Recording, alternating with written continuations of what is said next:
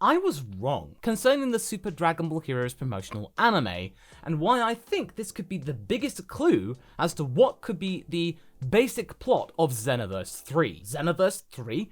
We don't even know whether it's going to be actually in the works yet. Well, supposing if it's true or not, I think what the promotional anime's been doing lately is sort of laying down the groundwork when it comes to a basic premise for a future Xenoverse story, which is clearly always going to be in perpetuity concerning the likes of Chronoa, because she's at the heart and center of both games. And we need a story which focuses around her, and maybe sort of actually bring into the games her official full power version for, reasons. I know what you get up to.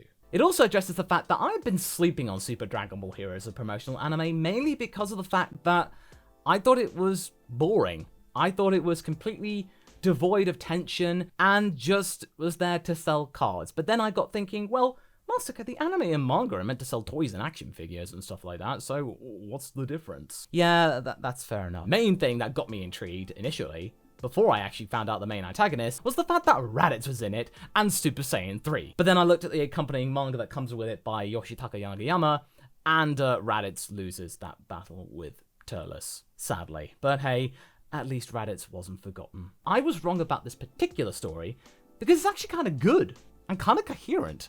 Because a lot of the previous narratives within Super Dragon Ball Heroes, the promotional anime, try saying that 5 times fast, fuse plots within the whole promotional anime were just a bit daft. Hearts was just there for some reason, and we only found out about his main premise when he got taken out.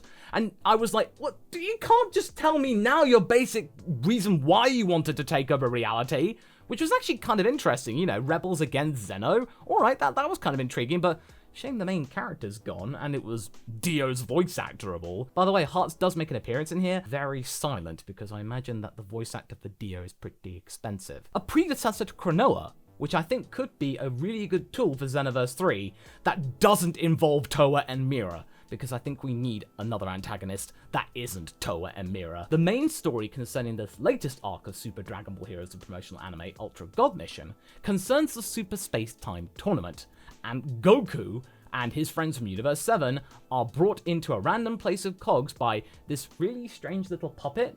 By the way, the attire is actually kind of neat and very appropriate to a Supreme Kai of Time. Much more so than Chronoa's, actually. I'm kind of surprised why they didn't think of that in the first place. But they're called to a tournament, and they're meant to have just this big argy-bargy fight, because at this point, Goku's just really bored, he doesn't really want to do his work, and then here comes along this random person and says, oh, there's a big time tournament that you get to fight strong guys? Okay, I'm sold. That's nice, short, and simple.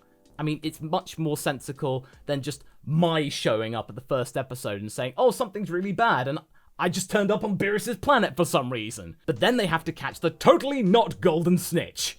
Yes, there's a Harry Potter reference, sort of, in Dragon Ball, which I never thought I would see happen. This leads to another really cool thing. Yamcha gets to do stuff. He's the reason why Goku's team wins, at least the first round, because he actually caught the snitch. I'm just going to call it the snitch. They do actually have names, but that's pretty much what it is. You either fight opponents until you win, or the time runs out, or you catch the snitch. There you go. So far so good. According to the main Dragon team, they just think it's a tournament, and it's just something to do in between some peacetime and stuff like that. But no, we already know from restrictive narrative that Aeos and Chronoa are fighting over concerning timelines. And Aios' main goal, which is thankfully brought to our attention much sooner than Hearts' one was, basically when he passed on, is to eliminate all timelines except one, the strongest timeline.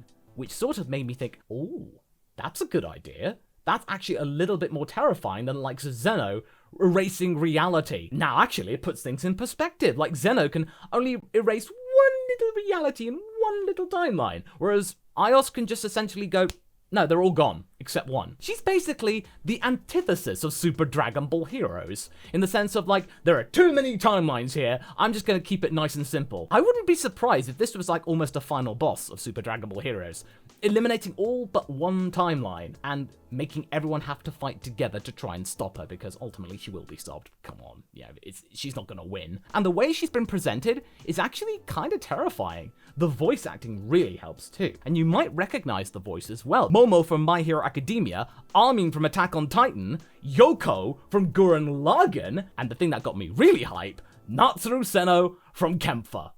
Yes, Kempfer. If you're a really long-term fan of mine, you might remember Kempfer Abridged, and you're not, just go and check it out somewhere. It's the Abridged series I did. I managed to make it from start to finish. It was a nice little experiment. The voice actress really does a good job in making Aios actually sound very intimidating and kind of playful, and Yamcha is able to actually make her laugh and chuckle in a very, oh, you're cute sort of thing. Sort of like how Yamcha ingratiates himself with the other villains in Dragon Ball, if you realized. In Fighters, Frieza thinks, oh, Yamcha's very suave. And I ran with that in Revelation F. Cell kind of has sympathy towards Yamcha, concerning that he's not a threat, but still, he's actually kind of nice to him, relatively speaking. More Yamcha, please. He's actually doing something that contributes to the story. Aios has some lackeys. This time, dark warriors in dark clothes. Yes, of course, we have Bardock. Super Saiyan 3 Bardock, of course. But then it gets a little bit more interesting. We have an alternate reality Piccolo Jr., as in Ma Jr.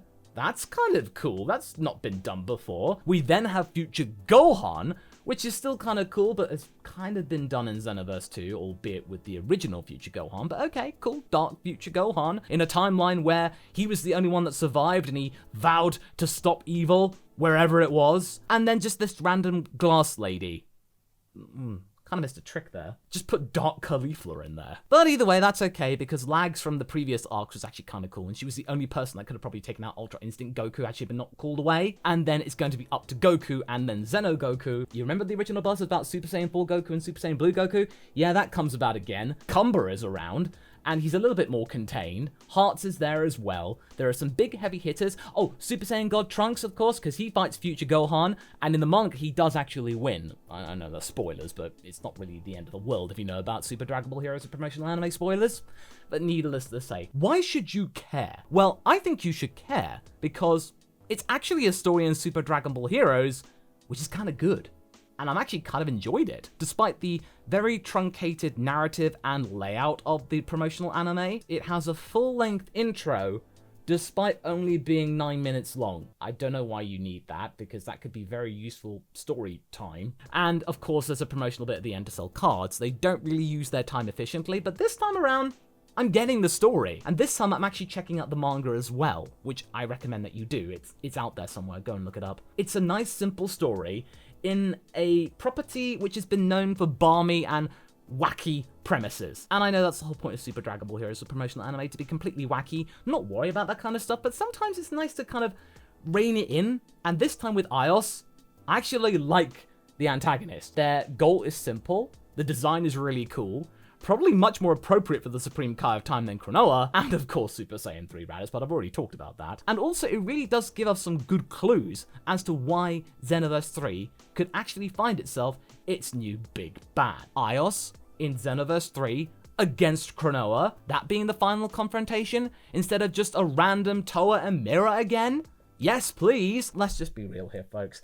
The Dragon Ball fandom, they really do like their female antagonists. Android 21, need I say more? You have Aios in there, and then Chronoa, this being the opportunity to finally showcase her full power version in the video games, because yes, she does have a full power version. Yeah, that. I can see maybe we get a full power Aios and stuff like that. I don't know what Bandai's up to at the moment by actually resorting to fan service in this sort of way, but in reality, it's gonna happen. You know it's gonna happen. But I think this could be a very good clue as to what the basic premise of Xenoverse 3 could be. This timeline, it's the most straightforward, it's the least complicated to try and piece together into another coherent story that's good for a video game. You just have Chronoa, who's had the timelines being stolen, they're slowly being erased, all by the former Supreme Kai of Time, and it's up to you to stop them as the future warrior and one of the Time Patrollers, once again alongside Trunks, and once again, he's probably going to muck things up in some way.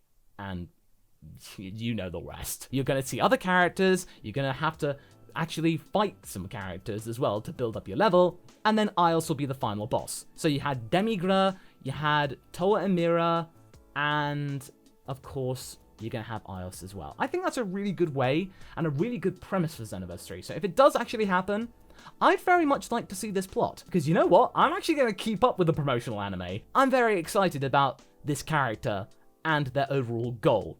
And their personality. It's actually kind of complete and vaguely realistic. Because we were all charmed by Chronoa, I think we could be charmed by Aeos as well. But yeah, that pretty much just sums up my thoughts on this. I think it'd be a very good clue to Xenoverse 3, and I hope you're all doing well out there. And if you're in the UK, do keep cool, do stay hydrated, and I shall see you again in the next video.